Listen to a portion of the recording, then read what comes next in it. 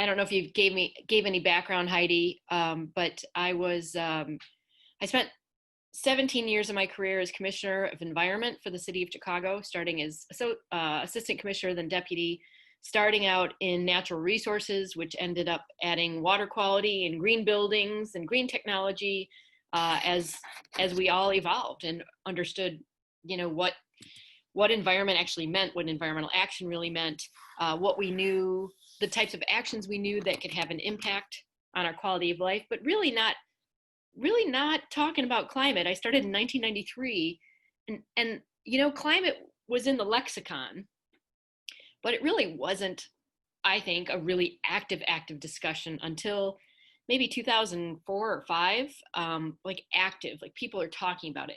Now, just the past 3 years, maybe 5, we're hearing about it all the time. Just the last 2 years, we're hearing about it a lot. Now there's something that's taken over pretty much all news, which is COVID. And blessings to all of you in this world that we're in. But I also think, and many I've spoken to think that this is an opportunity to talk about a different kind of crisis as well, right? Things will change when we are out of this, in whatever form we get out of it. And it's known to be, right, a worldwide crisis. So is climate.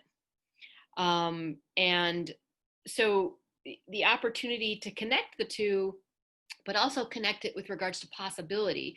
I'm sure many of you have had conversations about, like, maybe we're going to live differently as a result.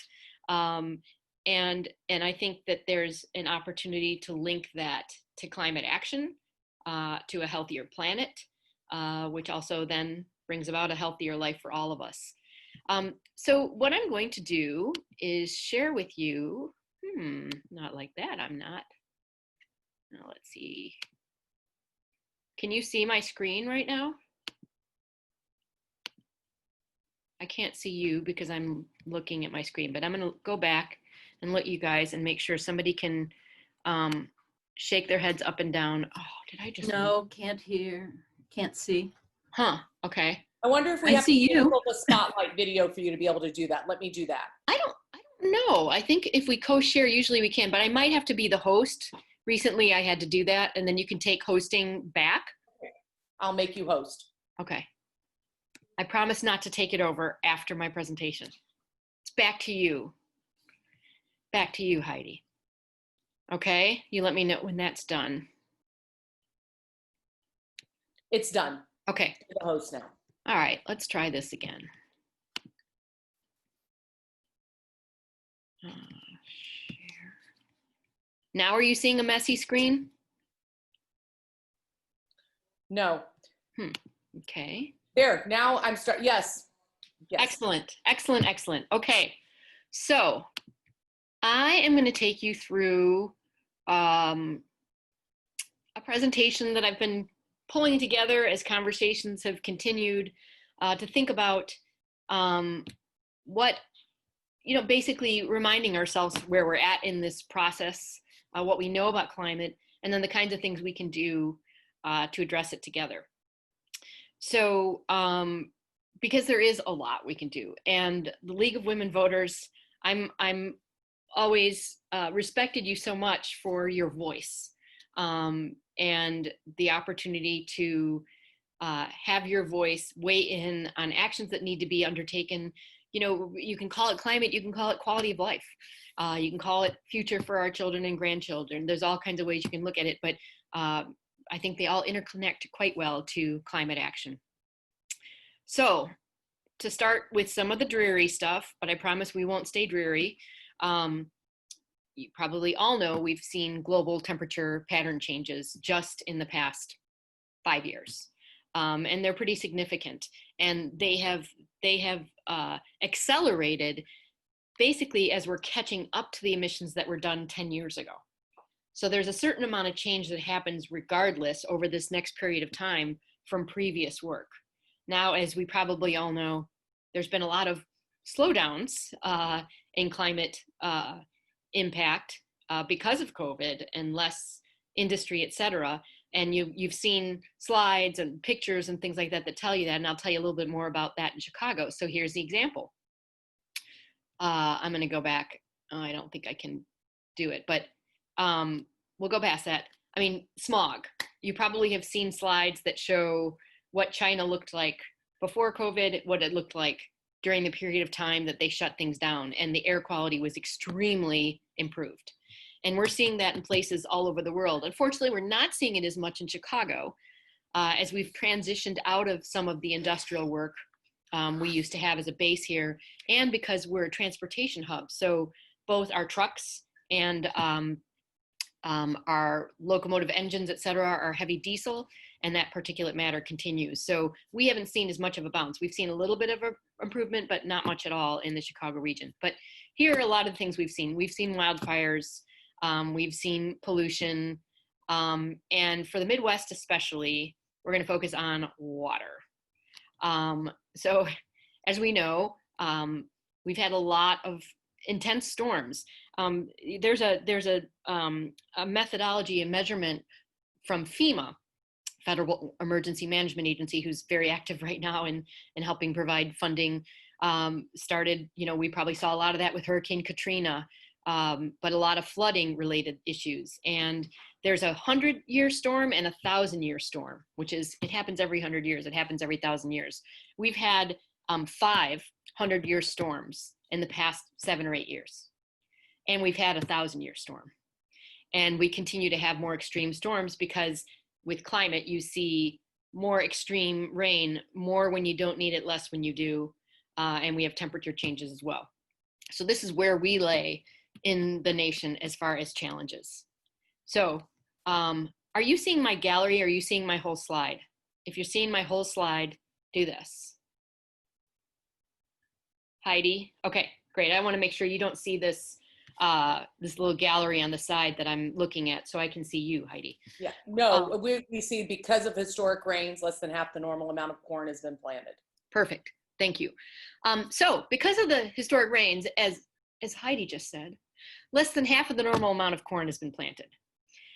Additionally, because our region has, we reversed the flow of the Chicago River, and that took all of our pollutants in the early 1900s, and now it flushes out to the Sanitary and Ship Canal, to the Illinois River, to the Mississippi River, and then you get down to the Gulf of Mexico. And if you've ever looked at a satellite image, you can see this plume, this strange colored green, basically cloud at the bottom in the Gulf of Mexico. Our pollution in Chicago region, and then the agriculture that it picks up along the way, is responsible for that plume. So however we can not only reduce the amount of water into our lakes and rivers, et cetera, but also reduce the amount of phosphorus pollution, et cetera, is a big deal. So then you've got, the storms, like I just mentioned, and this is the lakeshore just in July of this past year. And I think you can see my arrow. And if you can, let me show you where the lakefront was. It was over here, way over to the left or to the east of that building. And now that lakeshore is gone. As a matter of fact, there are 5 beaches, small beaches in the Rogers Park area that are closed with no understanding that they can be rebuilt. And that's the reality of shores. If anybody has houses up through Indiana or Michigan or knows people who do, the beaches are gone, right? And there will be a fluctuation of that. But the reality of climate is that everything's done in extremes. We don't have the light, gentle rains, although we seem to this past week, which was lovely. But our storms are more intense, and therefore it has more deleterious impact on our natural resources, on our lakefront, and our infrastructure. So here we have, I got to get rid of this because I can't see my slides completely. There you go. So here's the Chicago region. I use this. I used to run the Chicago Wilderness Coalition, of 200 conservation organizations working together on a range of issues. And it really is, this is the Chicago region, Southeast Wisconsin through Northeastern Illinois, Northwest Indiana, Southwest Michigan. 500 plus municipalities, 10 plus million people, 225 miles of Lake Michigan shoreline. It's actually increased now from 545,000 acres to about 560,000 acres or so. And then a lot of money that flows through our region. So going forward, why is that not happening? Okay. So with this change, with the changes, the shoreline shrinking, there's an opportunity for reclaiming shoreline through wetlands and other types of activities, which will keep us from losing shoreline. What does it mean to have a healthier region? What kind of industry, what kind of infrastructure, what kind of jobs can come from making our region more resilient, as in more able to flex with climate change and prepare for climate change? Right now, you know, we've lost people from the city of Chicago, and we're losing people from Chicago region. But we will be and are becoming over time what's called a climate refuge. And that's where people from the East and West Coasts will be coming to the Midwest.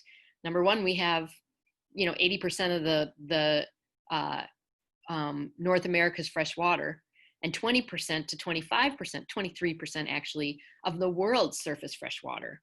But we also will be holding on to more property, right? And so we are and will be a climate refuge. Just in the next, I guess 20 years, it's expected we'll add 400,000 people just to Cook County alone, as people are leaving shores and less safe locations and coming to the Chicago region.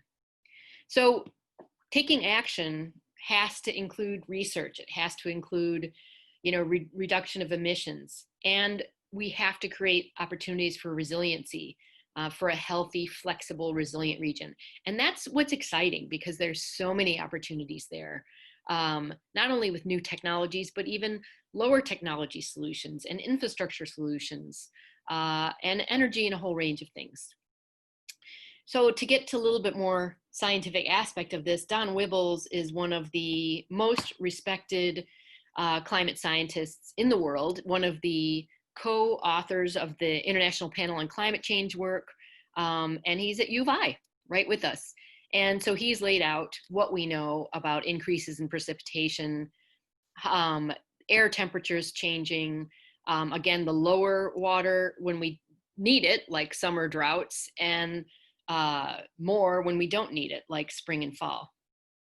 He's part of science that now, you know, they used to do it every 10 years. Now, every 4 to 6 years, there's a really intensified assessment of climate change across the world.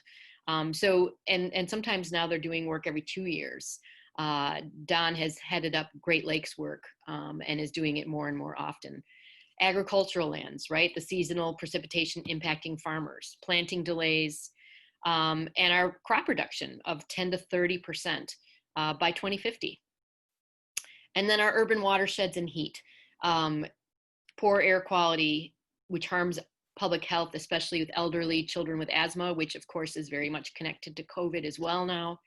And then those increases in storms and impact on possible drinking water quality. I'm almost done with the doom and gloom, I promise. So what we know, there's what's called the low and high emission scenario. The low emission scenario is really reducing the kind of climate emissions that we're producing currently, so that we have less of an impact over time. So the higher emission scenario is we just keep going about what we go about here and across the world. So in the higher emission scenario, we will likely see 31 plus days of 100 plus degree weather. In the low emission scenario, we will see 8. And this is also in the high emission scenario, we will see 90 plus degree weather days. And in the low emission scenario, we will see 30 90 plus degree weather. Still not great numbers, but a lot better in the lower emission scenario, and still very possible to hold to that with more aggressive action.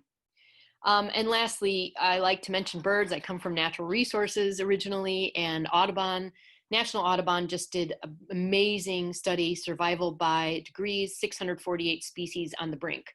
And we are learning a lot about that, and birds are great indicators. And that is that if we go to the really high emission scenario, 2/3 of North American birds are extremely vulnerable, and some will become extinct. Then there's the word extirpated, which means they just leave our region. So there's a combination of extinction and extirpation that will happen with our native birds. So you can use the example of the wood thrush, which, you know, it's nice to remember.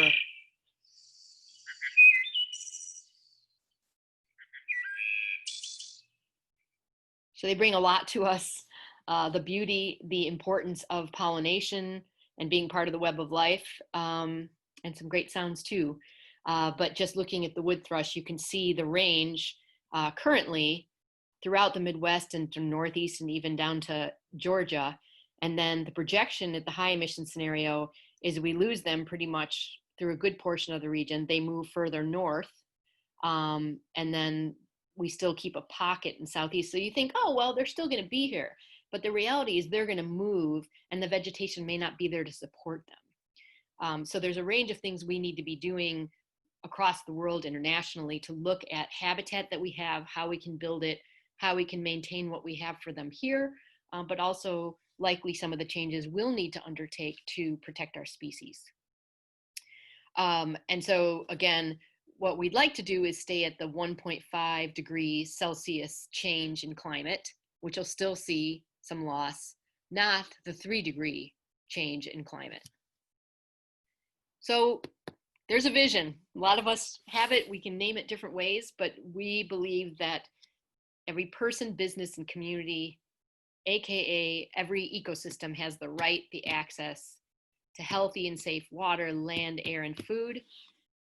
If we embrace environmental justice as well, we prioritize this reversal of damage, and ensure really a resilient future for all of us. And, you know, like I said, a lot of people are talking about this, right? Wall Street Journal's covering it, the Financial Times. Across the world, there's so much communication about this. And of course, it was really active before COVID. And now COVID kind of swallows up what's happening in the world, you know, totally understandably. But it's still there. This climate crisis is part of all of this and exacerbates COVID and vice versa. So to get to things we can do, yay. There are a lot of things we can do, but I like to group it. And this is something we came up actually when I was Commissioner of Environment, and it all still holds true today. The types of things we can do, everything from energy efficiency, which of course then links to coal production and a range of different types of energy issues, clean and renewable energy production, improving our transportation, reducing waste, and then preparation or resiliency. When we launched the Climate Action Plan in 2008, people were like, wait, what's adaptation? Isn't that the same as mitigation? Well, in a way it is, but adaptation and resiliency truly is a set of extra work or unique activities that we need to undertake in order to prepare for the region that we will likely see. So I'm going to hit a couple of these quickly, but I'm going to focus more on water. So I think we know that renewable energy is a huge opportunity for our region, and the increase in renewables just during COVID is astonishing. And I think part of it is the coal industry, et cetera, and the economics around that. But we are seeing a dramatic opportunity here for renewable energy to be invested in and you know, underway to reduce implications of energy production. Transportation.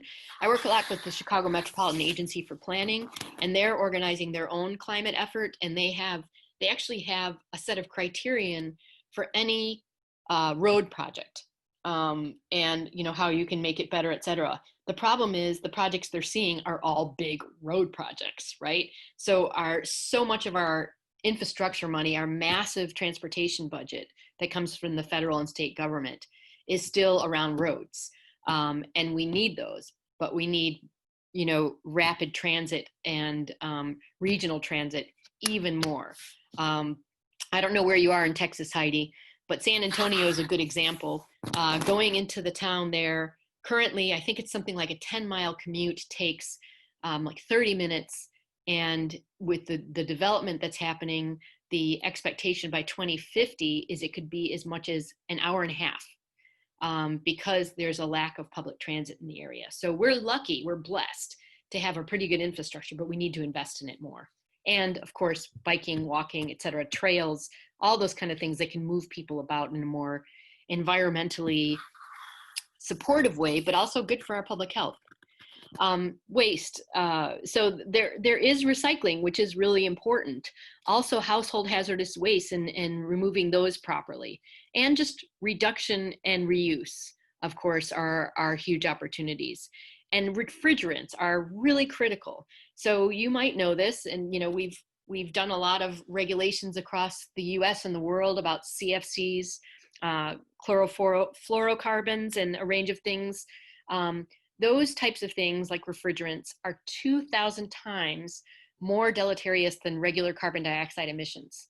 So that's huge. And so if we just do things like keep our refrigerants from leaking, when our refrigerators get taken away, there are companies that ComEd and others are supposed to be utilizing where they grab the refrigerants and handle them properly so they don't become these really deleterious emissions. And then heat. This is an urban heat island map for the city of Chicago, but wherever you live, I'm sure you know that a tree-lined street is cooler. Oftentimes under the shade, it's 12 degrees cooler than being outside of that shade area. And it is impacted by the temperatures that come off of the buildings, et cetera. So down below is the City Hall roof, which we built, I don't remember, 2004. It was the first time we'd done anything like this in the region. The city still has more green roofs than all the cities in the US combined. And a fun thing I always like to share on the green roofs is that on the other side of the roof was the county roof, and at that time it was black tar.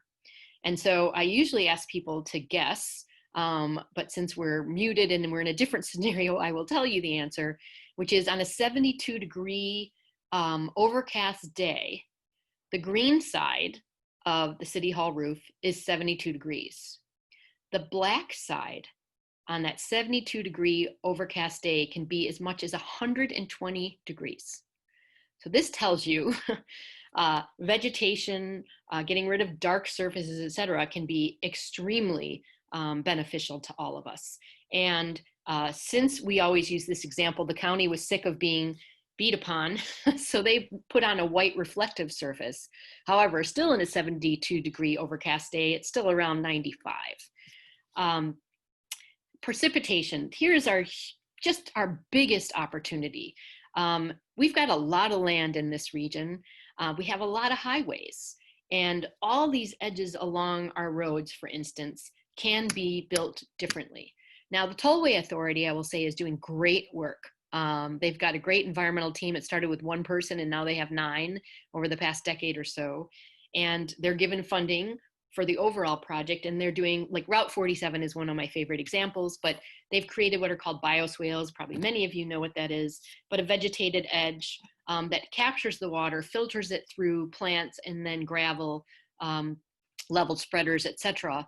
And so you've got native plants, it's cooler, we're not overcharging our sewers, and we're able to recharge our groundwater as well, which has become sucked more dry as we take, as people were on wells. Now, as we take Lake Michigan water and we connect more to Lake Michigan water, our groundwater kind of rebuilds, but it takes decades to do that. So extreme precipitation and the flooding, here's one of our biggest opportunities. Getting rid of impermeable surfaces, asphalt, et cetera. This picture of McCormick Place, all of the paving around the area is permeable. So it's actual asphalt or concrete that actually absorbs water. And this example on the left is it's a model project. We called it a Sustainable Streets Project. It was a mile long. So it had bioswales, of course. It had permeable pavement, but it also had what totally turns me on because I'm a nerd, what was called photocatalytic concrete, which actually with heat, it catalyzed and was able to take the first 8 feet column of pollution above it and make it benign. Don't ask me how, because I'm not a scientist, but it's pretty damn cool. Now, anything like this that we do early on is going to be very expensive. The more you do it, of course, the unit cost price goes down, and it can be affordable. Indeed, the city of Chicago has 2,000 miles of alleys alone, and they have implemented a sustainable alleys program, and little by little have been, whether they're putting in permeable asphalt or they're channelizing into strips where the water can go down into the ground, like in our sandy areas, which is, you know, a good chunk of the eastern side of the northeastern side towards the lake. Those are really good things we can be doing. Again, reducing flooding as well as not overcharging our sewers, which then, you know, pick it up and go all the way down to New Orleans. So, you know, the Great Lakes, largest group of freshwater lakes on Earth. We've been working with a group in Africa called the African Great Lakes Initiative, which just recently started. They have, I think it's 24% of the world's surface freshwater in Africa. Who knew? And for the first time, we've got scientists working together to talk about how we can conserve that water as well. But we have 95% of the surface water in the US, 84% in North America. I think I had my numbers earlier a little bit off. So, you know, I've just been busted. And 34 million people who rely on it, and increasing over time, as I mentioned, as we become more and more of a climate refuge. So this is huge. And looking at fisheries, tourism, et cetera, this is where we get back into opportunities, right? To boast of our lakes and our rivers and our lands and our transit, et cetera, but not without investment in infrastructure that we need to do. So we need informed leadership, and that leadership needs to be grassroots. I would dare say League of Women Voters is a grassroots effort. If I could look at you right now, you'd either move your head up and down or you go side by side, and you can educate me further. Basically, community needs to engage, and they need to be informed. And it's part of being informed, people can take action. I've always said there's this kind of these set of circles. When you look at how do you get people to take environmental action, the first set is awareness. And then there's appreciation, and there's a sense of ownership, and ultimately there's a sense of action. And even if it's a small percentage of people who take action, it's a lot more than we have now. I always say in 1970, we had Earth Day, and this year's 50 years, and we didn't get to have much of a event around April 22nd, of course, because of COVID. But I always say in my snarky way, in 1970, we were going to have behavior change and paradigm shifts. And now I say, how are we doing so far?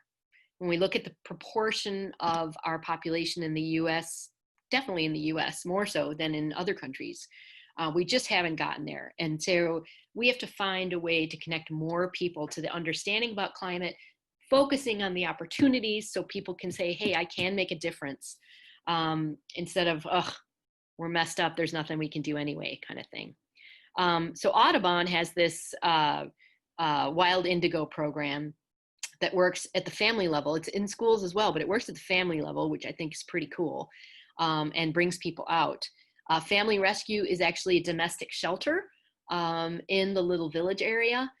So they work with all kinds of groups, Lindblom Math and Science, Southeast Environmental Task Force, El Valor, and they're engaging people, both teaching adults to become leaders, so train the trainer, and engaging kids at the very youngest of age, you know, up and through and onward into adulthood, so that they have a sense of appreciation and ultimately some ownership and action can be taken, whether it's about nature or they become, I always tell people, I have a program called Tree Keepers, that if you are an accountant, great, you can bring environmental know-how into accountants, into bankers, into construction workers, into teaching. wherever you are, whatever area of life is your focus, there is a way to connect climate to it. So how do we work on this together? How do we understand our role in action? And I love using this article by Emma Maris. Actually, it was a letter to the editor for the New York Times in January, how to stop freaking out and tackle climate change. Because really, we need to stop freaking out and tackle climate change. And there are plenty we can do, as I've mentioned so far. So number one, ditch the shame. It does nobody any good to just focus on that. And as I mentioned, if we say, oh, we're screwed up, we might as well give up. That's not going to get us anywhere.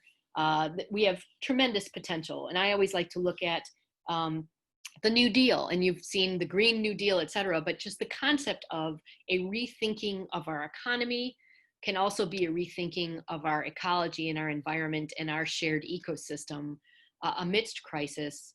So let's move on from the shame and focus on systems. So ourselves, it's really important to recycle, use LED lights, do all those kinds of things. Absolutely important. As a group like League of Women Voters, you are a coalition and you touch other coalitions. So we need to be thinking about the systems of the human systems of communication and engagement, and for instance, our transportation system, our water systems, et cetera. We need to be at that scale in order to have the most impact possible. Join an effective group. These are her titles. And so guess what? You are an effective group. That's really exciting. And linking with other effective groups around climate, around issues, housing, public health, all of those things interconnect and can really have a multiple leveraged set of benefits. The mission alignment can be around public health, for instance, but all these other things come to it, including economic opportunity and jobs, and make our region a resilient region in many ways. Step 4, define your role. So what does that mean? Like how do we help? I think it really depends on the individual and the organization, the area in which you work, and how you're able to increase and engage a broader conversation around these types of activities. And again, that point of, awareness, starting with awareness, getting to ultimately ownership and action, et cetera. We have to see what our role is and how we can bring that about. And then step 5, know what you're fighting for, not just what you're fighting against. And that's again why to say, no more emissions, shut down XYZ, all really important. And we have great groups in this region who are working on that. But we also need to say, we're doing this because we want a resilient region. We want a healthy region. We want a great place for our children and grandchildren to live, et cetera. So those steps I think are really, really good to keep in mind so that we move from freaking out to tackling. And I think you are all a great example of an organization who can lead the charge on that.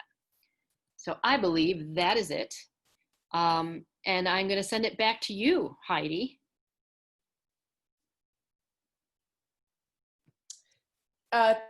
Thank you so much. I think I'm going to stop sharing, right? And then you take it over so you're not having to look at my screen again, right? Thank you. Yes, sure. Thank you so much. You're welcome. Oh, what an amazing presentation. I hope you guys see why after Regina Gomez, who was our environmental chair, and I had an opportunity to see Suzanne at during a presentation at City Club Chicago, why I felt she was perfect for us. I really think that piece, know what you're fighting for, and not just what you're fighting against, is how important is that for everything that we do here at League. Does anyone have any questions for for Suzanne before we let her go? And I do see that some people are using the group chat. Yeah. Which, if you haven't done that before, and maybe you already talked about it, you go down to the bottom, you see chat, you can click on that, and then it usually starts with saying everyone, and you can type something in. So if I I see some questions. I don't know, Heidi, if you have time for me to answer a few. Yes, please, please, please. Okay. Let's see. Well, thank you. A lot of people saying good to hear me, and thanks for being here today. Thank you so much for having me. I'm really honored to speak to you. I think you're just a knockdown, drag out, fabulous group. And as I mentioned to Heidi via email yesterday, if there's anything I can ever do to help you, whether just advice or engagement, if you're interested in taking on any particular aspects of this, I'm here for you, ladies, because women voters are the power. So I expect, I'm seeing Peggy's note. I suspect we'll see a reduction in business travel after COVID. And yeah, absolutely. I mean, telework, of course, was seeing a rise. And now, of course, we're seeing more and more, right, as a result of COVID. And I think that can be a good thing. And I think perhaps that's going to, again, help us really think about mass transit as well. Question from Madeline, focus on systems, not self. Can you expand on it? You're saying personal action should not be the focus. No, I'm not saying it shouldn't be the focus. I'm saying we as individuals really should continue everything we're doing because it all adds up, right? You know, the Margaret Mead quote, which is, oh gosh, now I'm going to forget it. Some people say that individuals can't make an impact. Indeed, they're the only ones that can, something like that. But as a group, in a system, we can have even more impact because we're going to address more people as a result and have larger issues tackled as well. So I'm not saying individual effort isn't important. It's massively important. If we can think past that as well and think about how we as a community or coalitions, et cetera, can get work done, we absolutely should do that. Connie said, we'll rethink physical space for employees. The hospital already is not renewing lease because the impacted team has very been effective. Well, absolutely. Now, of course, that does provide a challenge for our economy if we have a lot of vacancies. However, there's a lot of rethinking that can be done. Is there an opportunity for housing, local agriculture, you know, education? Who knows? Maybe the League of Women Voters are going to need a big building as you get really big. But I think that there needs to be a lot of rethinking. Let's see, what federal legislation is currently being considered that we could focus on? What regional legislation? So I will say to the state level, we have FEJA and CEJA, Future Energy Jobs Act, and CEJA is something, the Energy Jobs Act. Environmental Law and Policy Center, Sierra Club, Natural Resources Defense Council, and the Illinois Environmental Council are some really active groups. As is Faith in Place. I don't know if you've heard of them, but if you belong to a religious affiliation in any way, join Faith in Place. It costs no money, and they are doing amazing work with religious institutions to talk about how, you know, as part of your stewardship, you can think about the actions you can undertake. They do great stuff. So there are great partners. There is federal legislation. There's, of course, a lot of rolling back of regulations going on right now, which is quite challenging. But really, keeping our higher MPG is really important. There needs to be more funding around resiliency planning and strategy and infrastructure. And then renewables are some of the biggest ones, but there are just tons of opportunities. Both the ag bills and the transportation bills are often where a lot of the money is. And then HUD, Housing and Urban Development, has a lot of funding as well. And I will say, as part of the recovery that will be happening, when we had the 2008 economic recession, Obama's team started ARRA, the American Reinvestment and Recovery Act. And just at the city of Chicago alone, I was able to get about $75 million to do energy efficiency transition. And we were able to give incentives to cab companies to buy hybrid vehicles, for UPS and others, waste management, to go to compressed natural gas, as an example. For retrofits in residential and commercial buildings. So I expect there could be some huge opportunities, and your municipalities as well get HUD related funds in some way. And so that access will be there. And again, the more coalitions work together, the more opportunities there will be to access those funds and utilize it. So that's something to push with at the federal level. So I think I mentioned local groups as far as legislation is concerned, but I will happily follow up to think about a group, at least a list of groups and contact names and numbers I could connect you with. Can you make Heidi host again? Uh-oh. No, I'm host. All right, great. Learning more about Madeline. Danella Meadows has a lot of resources. Oh, you're talking to Madeline, I think. Okay, I'm happy to be part of that. Our local watershed groups and Sierra Club have some great works. Absolutely. Oh, and you do partner with Faith in Place. Yay! So awesome. That's great to hear. Part of the ideal visions for all communities to have access to resources, especially water. I'm wondering if you've noticed improvements in environmental justice and access to these resources across neighborhoods. Our business is taking this viewpoint as well. Okay, so I'm sorry I read that so fast, but the question basically is, you're seeing improvements in environmental justice and access to resources in neighborhoods across Chicago. Our business is taking this viewpoint. I would say not quite yet. I would say local investment banks and community development is to a certain extent, but we still have a long way to go. And environmental justice means so many different things, right? It's not only Black and brown communities, but it's also Head Start. It's education funds. It's all those kinds of things together. And I would say environmental justice is still a very unknown term in a lot of regards. And it needs to be more of a focus. Indeed, a lot of the work and conversations I've been having is that so much of our work could and should be environmental justice driven, AKA community driven, because that's where the action will take place. And what I like to say, I don't like to say it, but it's true.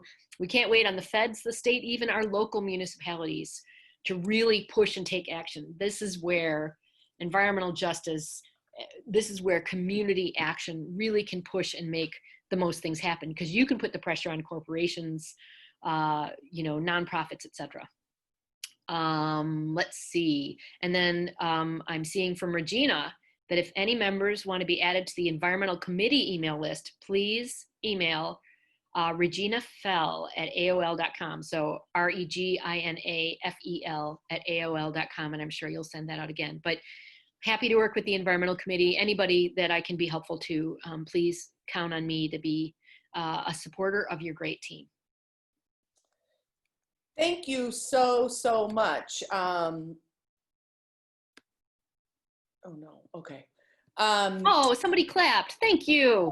Yes. Right back at you.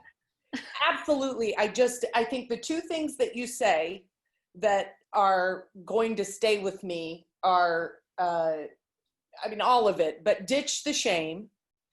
I think that is a lesson all of us, no matter what our issue is that we're passionate about, I need to be reminded of that, to ditch the shame. Yep.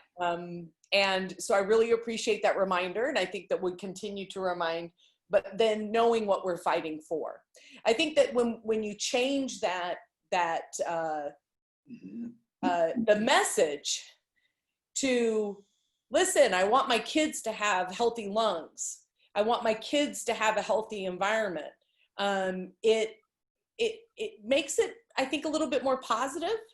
And also when you say, I want us all to have a good economy, a positive economy, I think is something to be mindful of. I recently, so many people think that the environment is a partisan issue. Of course, the League of Women Voters is a nonpartisan group. We've never endorsed a single candidate or party in our 100-year history. But people often think that is just something that and I will put it in quotes, the liberals or the Democrats, that's something that is part of that. My dad, he is a lifelong Republican. But he also has been a lifelong member of the Sierra Club. Right. US Navy right now is probably doing more, from my understanding, than any other organization to combat climate change. You know, the US, it's Department of Defense. In 1998, I was part of a Keystone initiative in Colorado, and the Department of Defense was the most active, most invested in climate as possible. Why? Because, you know, fuel and petroleum is a security issue, right? But they are the biggest landowner in the US, believe it or not. And they understand not only the impact on safety and public health, but just on our resources that are necessary for us to live. So yes, and I just want to say, Heidi, you know, the key thing, and you're right about bipartisan. I mean, the Financial Times, there's Wall Street Journal, everybody's writing about it, talking about it. It is a totally nonpartisan issue, because if everybody aligned on one issue, which is we want a quality of life in our region, boom. You know, what does that look like for us? It looks like housing and clean drinking water and less flooding and all those kind of things. Everybody can agree to that. Yes. So it doesn't matter the political persuasion. As a matter of fact, it's good for it to be bipartisan and for us to reach out to our communities, whatever community we're in, to help people connect with that aligned mission. And that's where we're going to be the most active, I think. So I just really appreciate, I think that this is a great way for us to kind of bookmark our year, right? Today is our annual meeting where we kind of start our plans for our next year of activities. And one of the things we really want to be focusing on is making people climate voters. And I think that you are going to be in our minds and have helped us with that, one of our core missions. And I very much appreciate it. So happy to be here. And I've got some connections I can make to you on legislation. And I just want to shout out to the young women who are here today. Look, student age. I'm happy to help you anytime with the research. That's right. Everybody's student age. We're all students. If you ever need help on a high school project or what have you, you're thinking about how you can tie this into whatever subject you're in, count on me to help. It's one of my favorite things to do. So I'm sure you can learn how to reach me from the team here, but thank you for being here. Our next generation is rocking on this stuff and the most active that we've ever seen. And boy, are we lucky, because that's what we need, and we need to support them in the actions they're undertaking. Yeah, we're very lucky at our league. We have a very strong, what we refer to as emerging leaders. So anyone under the age of 26 is in a special category for us, and they have recently started their own newsletter. They have started their own social media campaign. We have a young person who has really joined with our environmental team and is going to be helping us reach that demographic for our environmental message. And then also we have somebody who's still in high school who's going to be leading our effort at a local gay pride event. So awesome. We're very, I'm very proud of having them be part of our league. I think they really make us much, much stronger. So anyway, thank you. Yay. Yay for all women and bringing up those fabulous young women. So great. Thank you so much for having me. I really appreciate it. Happy new year ahead for all of you. Happy to help however I can. Thank you for giving me time to talk about this, and it's lovely to see all your smiling faces. Thanks, Suzanne. We'll talk soon.